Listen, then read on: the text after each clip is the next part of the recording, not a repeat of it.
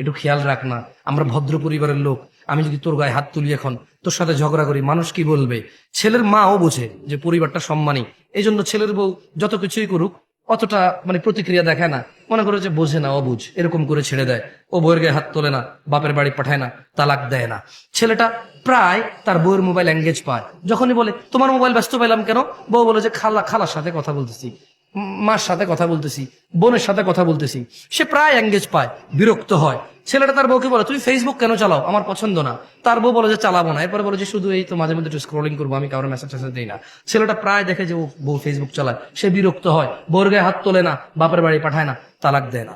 হঠাৎ যদি এই ছেলেটা ঘরে এসে দেখলো তার বউয়ের বিছানায় অন্য পুরুষের সাথে বউ শুয়ে আছে, এখন কি করবে সে?